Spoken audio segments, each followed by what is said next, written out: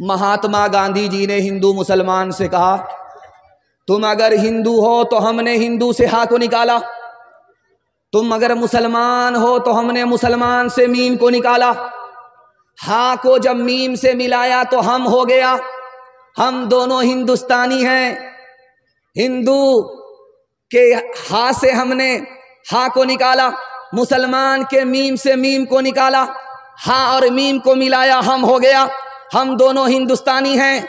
दोनों का वतन एक है, दोनों का मुल्क एक है, दोनों एक हैं, दोनों हिंदुस्तानी हैं। जब हिंदू को पता है मुसलमान हिंदुस्तानी, जब मुसलमान को पता है हिंदू हिंदुस्तानी, जब दोनों का मुल्क एक है तो आपसी झगड़ा कैसा? मुसलमानों के स्टेज पर आकर के हिंदुस्तान के वजीर आजम थे मुरारजी भाई देसाई, वो आकर के बोले, मुसलमानों मुझे एक मौज़िन दे दो, मुसलमानों मुझे एक इमाम दे दो, मैं चाहता हूं कि अपनी जेब से तनख्वाह दूं और तुम्हारी मस्जिद का दरवाज़ा खुला रहे। तो मुसलमानों ने कहा कि पंडित जी आपको तो पुजारी चाहिए, मंदिर के लिए खादिम चाहिए, आप मुसलमानों के लिए इमाम क्यों मांग रहे हैं, आप मुसलमानों के लिए मुअज्जिन क्यों मांग रहे हैं?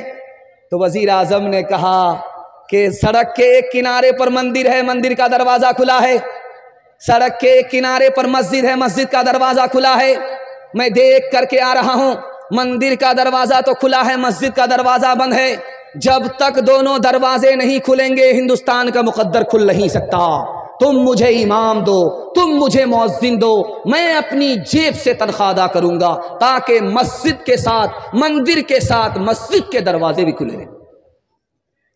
कबीर दास ने हिंदू मुसलमानों को सबक दिया कि किसी भी हिंदू को उठा करके पूछिए ये दुनिया जाने वाली है, बोलेगा हाँ जाने वाली। किसी भी मुसलमान से पूछिए दुनिया जाने वाली है तो जाने वाली है। तो कबीर दास ने कहा कि जो चीज जाने वाली होती है उस पर झगड़ा नहीं होता, ये दुनिया जाने वाली है, इस पर हिंदू मुसलमान का झगड़ा कैसा? फसाद का जमाना चल रहा था, पुलिस वाले ने मिर्जा गालिब को पकड़ करके पूछा कि तुम कौन हो, हिंदू हो या मुसलमान हो? तो मिर्जा गालिब ने कहा मैं 50-50, कन्या का भी मामू हूं, दूल्हा का भी मामू। बोला कि 50-50 तो ब्रेटिनिया बिस्कुट है, आप आधा हिंदू आधा मुसलमान कैसे हुए?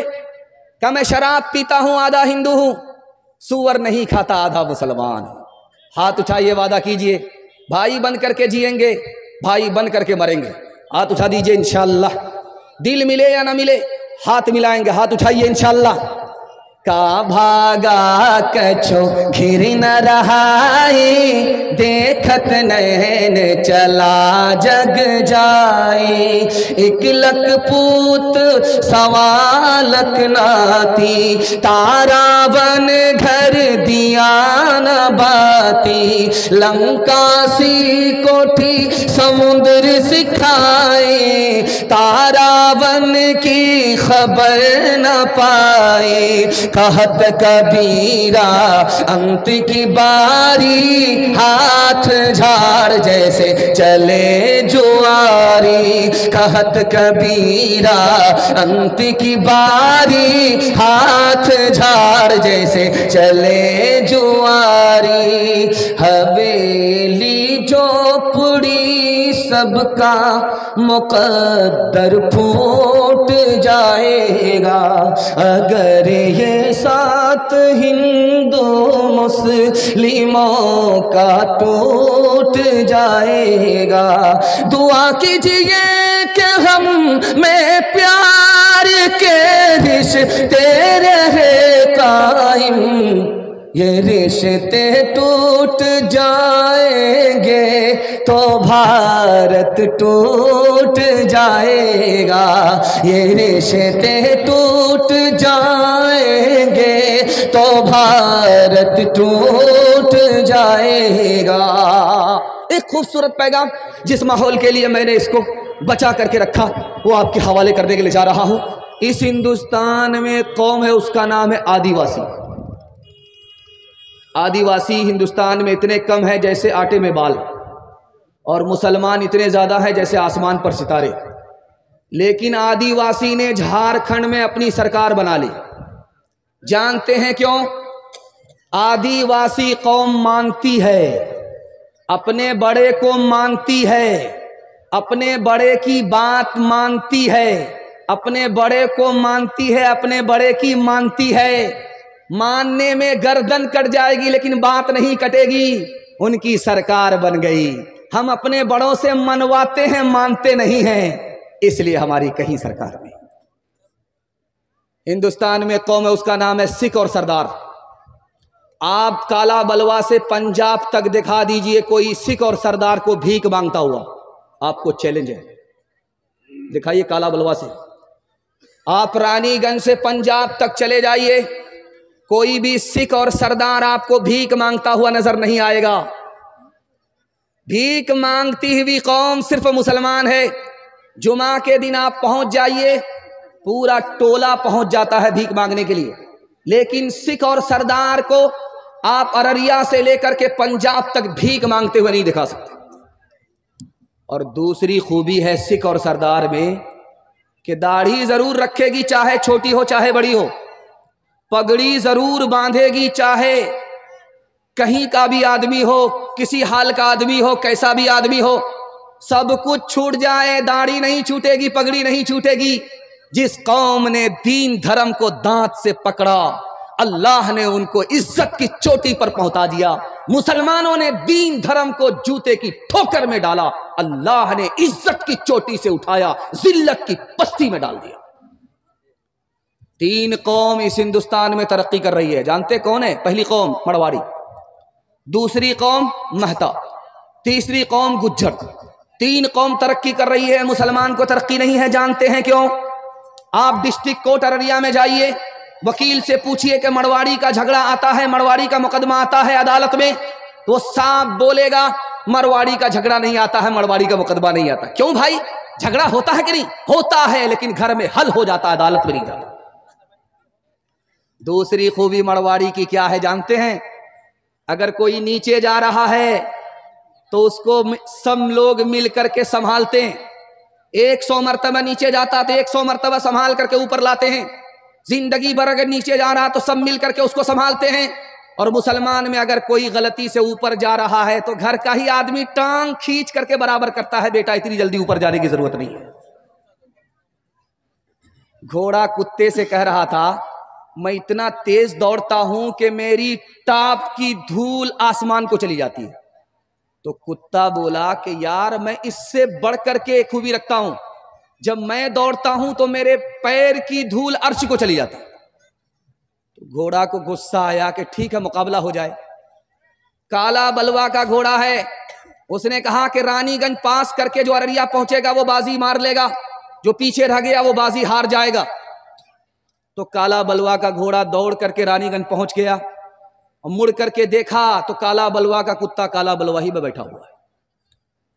उसने आकर के कहा कि क्यों छोटे मियां, दावे तो बड़े बड़े करते हो लेकिन दौड़ने की बात आती तो हिम्मत हार करके बैठ जाते हो। तो उस कुत्ते ने कहा, यार मैं अपनी कौम से परेशान हूं, तुमसे परेशान नहीं हूं, 2 मिनट में हम तुमको पीछे कर देंगे। काला बलवा का कुत्ता है, यहां से दौड़ेंगे, रानीगंज जैसे ही पहुंचेंगे, रानीगंज का कुत्ता रोक करके बोलेगा, बेटा बॉर्डर क्रॉस कर रहे हो, पासपोर्ट दिखाओ। हाथ उठाइए, वादा कीजिए, माफ करेंगे, बदला नहीं लेंगे, घर के झगड़े को घर में हल करेंगे। अगर कोई नीचे जाएगा तो उसको संभाल करके मदद दे करके ऊपर उठाएंगे। हाथ उठाइए, वादा कीजिए इंशाअल्लाह। और जब मुकदमा हार जाएंगे तब माफ करेंगे। हाथ उठाइए इंशाअल्लाह। बांट के खा इस दुनिया में, बांट के बोझ उठाओ, जिस रास्ते में सबका सुख हो वो रास्ता अपनाओ। इस तालीम से बढ़कर जग में कोई नहीं तालीम, कह गए फादर इब्राहिम, कह गए फादर इब्राहिम। कुत्ते से क्या बदला लेना, गर कुत्ते ने काटा, तुमने गर कुत्ते को काटा, क्या थूका क्या चाटा। तुम इंसान हो यारो, कुछ अपनी तो करो ताज़ीम, कह गए फादर इब्राहिम, कह गए फादर इब्राहिम। माशाअल्लाह, ये कैमरा है, लाइव दिखा रहा है और औरतों के पिंडाल तक स्टेज के पैगाम को पहुंचा रहा है। माँ बहनों के हवाले से, सीता जी और राम जी के हवाले से आपको पैगाम सुनाने के लिए जा रहा हूं। आप लोग यहां से लेकर के वहां तक सुनने के लिए तैयार हैं? हाथ उठा दीजिए इंशाअल्लाह। बहन से ज्यादा साली पर मेहरबान होंगे, हाथ उठाइए इंशाअल्लाह। एक किताब है, उसका नाम है महाभारत। महाभारत में लिखा है, जब बाप जवान हो तो जवान बेटी के साथ तन्हाई में ना बैठे। किस किताब में लिखा है? महाभारत में। बाप जब जवान हो तो जवान बेटी के साथ अकेले में ना बैठे। कभी कभी ऐसा भी होता है कि बेटी की आबरू का लुटेरा बाप ही बन जाया करता है। दूसरी किताब, उसका नाम है ऋग्वेद। ऋग्वेद में लिखा है कि ब्रह्मा ने औरत को औरत बनाया तो इसका मतलब है कि पांव फैला करके ना बैठे, पांव समेट करके बैठे। ब्रह्मा ने औरत को औरत बनाया है तो इसका मतलब है सर उठा करके ना चले, सर झुका करके चले। ऋग्वेद में लिखा है कि अगर ब्रह्मा ने औरत को औरत बनाया है तो बारीक कपड़ा ना पहने ताकि अंदर का जिस्म कपड़े से बाहर नजर आए। रामायण में लिखा हुआ है, जब राम जी सीता जी ने वनवास काट लिया, 14 साल के बाद वापिस आए तो लक्ष्मण जी को माला हाथ में दे करके लोगों ने कहा कि अपने भाई का स्वागत करो, अपनी भाभी का स्वागत करो, माला डाल करके भाई के गले में डालो, माला अपनी भाभी के गले में डालो। तो लक्ष्मण जी ने माला लिया, 2-4 कदम चलने के बाद खड़े हो गए। पूछा लोगों ने, अरे क्या हुआ? माला लेकर के स्वागत करो, अपनी भाभी के पास जाओ, आबरू बचा करके आई है, इज्जत बचा करके आई है, 14 साल का वनवास काट करके आई है, माला लो, अपनी भाभी के गले में डालो। तो लक्ष्मण जी खड़े, बोला क्या हुआ? कहा मेरी भाभी के साथ 2-4 औरत और बैठी हुई हैं, मुझे पता ही नहीं चल रहा है कि उसमें मेरी भाभी कौन। कहा सुभान अल्लाह, 14 साल अपनी भाभी के साथ रहे जंगल में, भाभी का चेहरा नहीं देखा। का भाभी तो घूंघट डाल करके रहती थी, जब बाहर निकलती थी तो घूंघट डाल करके बाहर निकलती थी। मैंने पैर के सिवा कुछ नहीं देखा, इसलिए मुझको गलतफहमी हो रही है, 4 औरत में बैठी मेरी भाभी कौन है। पठान फिल्म चल रही थी दिल्ली में, तो अररिया का आदमी यहां से टिकट लिया पठान फिल्म देखने के लिए। तो जैसे जलसा का पिंडाल है, ऐसे सिनेमा हॉल का पिंडाल नहीं होता। यहां औरत अलग बैठती है, वहां मर्द अलग, मर्द यहां अलग बैठते हैं। लेकिन सिनेमा घर में औरत मर्द दोनों एक साथ बैठते। एक औरत बैठी हुई थी सीट पर, उसके बराबर की सीट खाली थी। एक जवान आकर के बोला, मैडम ये बगल की जो सीट है इसमें मैं बैठ सकता हूं? का बैठ जाओ। अब जब वो बैठ गया तो पूछा कि ये सीट किसकी है? कहा मैंने अपने यार के लिए बुक कराई थी। बोला फिर क्या हुआ? कहा मेरा यार मेरे शौहर के जनाजे पर गया हुआ है। तुम बैठ जाओ, इत्मीनान से बैठो, कोई दिक्कत की बात नहीं। जिस्म पर लिबास की कमी अजीब लगती है, मुझे अमीर बाप की बेटी गरीब लगती है, जिससे आंचल भी नहीं सर का संभाला जाता,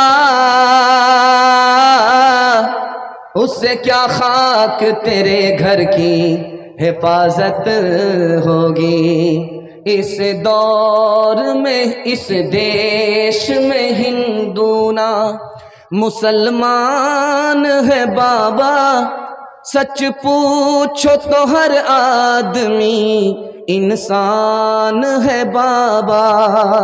शंकर भी यहाँ, राम भी और कृष्ण ये बोले, शंकर भी यहाँ, राम भी, शंकर भी यहाँ, राम भी और कृष्ण ये बोले,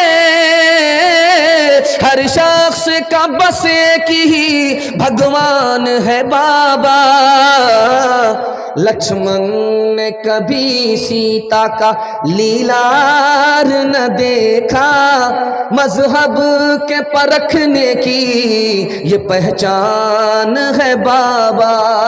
कहाँ गई वो सीता मैया और कहाँ है अब मरियम, भारतवर्ष में जिनके चरित्र पे गर्व किया करते हैं हम, जो अपनी इतिहास भुला दे आग लगे उस फैशन में, आग लगे उस फैशन में। हिंदुस्तान का चेहरा देखो सच्चाई के दर्पण में, हिंदुस्तान का चेहरा देखो सच्चाई के दर्पण में। अमन की देवी तड़प रही है गांधी जी के आंगन में, गांधी जी के आंगन में।